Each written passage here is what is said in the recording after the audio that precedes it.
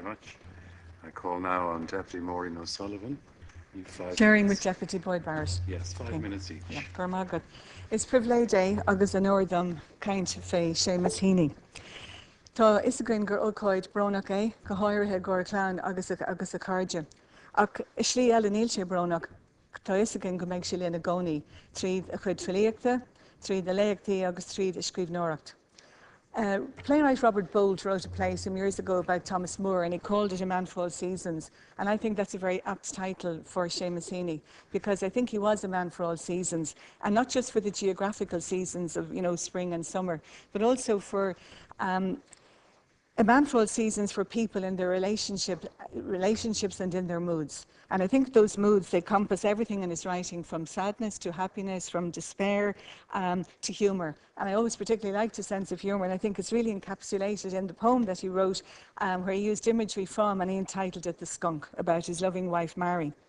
We see that Man for All Seasons aspect in the titles of the collections of poetry: Death of a Naturalist, Door in the Dark, Fieldwork and Seeing Things.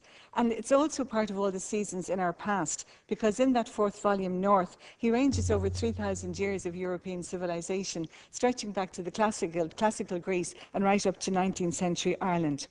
He was a poet of the people, and whether he was writing about his Aunt Mary in Sunlight, or about his father in The Harvest Bow, or that figure from his childhood, and there's that air of menace and fear that was created in A Constable Calls. His poem Bogland, and I'm not too sure how he felt about the current debate about bogs, but he had an interest in bogscapes, the many bogs, the way bogs preserved traces of our past, that they were like museums, and we saw that in his poem Bogland. Poets write poetry because they have something to say, and they have this urge to communicate.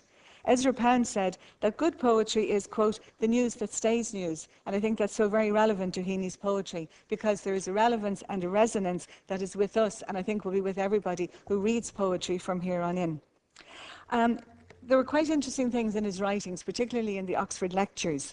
And in one of them he says, the poem is asked to set the balance right. And he was talking about the political, social and personal balance. And he was writing about a poem of Elizabeth Bishop's called One Art. And he says that, quote, about Bishop, she manages to advance poetry beyond the point where it has been helping us to enjoy life, to that even more profoundly verifying point where it helps us to endure it. And I think that's true of his poetry. His was a compassionate and a wise voice that helped us to endure as well as appreciate life.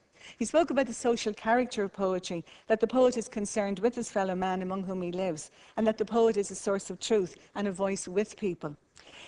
Another interesting one, I think, because we're in a political establishment here, again in the Oxford lectures, he spoke about poetry offering a response to reality which has the liberating and verifying effect upon the individual spirit.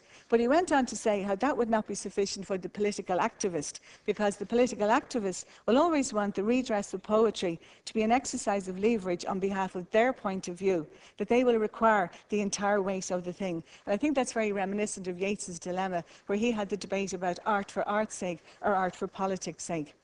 For Heaney, the redressing effect of poetry comes from it being a glimpsed alternative, and I think we could all do with lots of alternatives. It was as a direct response to his award of the Nobel Prize for Literature that the Ireland Chair of Poetry was established between Queen's, UCD, Trinity, the Arts Council of Northern Ireland and the Republic. And as a Dubliner and as a Northsider, I'm so delighted that it's another Dubliner and a Northsider, Paula Meehan, who is taking up the chair. And I think what they have in common is their voices. Their voices of compassion, their voices of tolerance, their voices of empathy, of sensitivity, and also their voices of humour.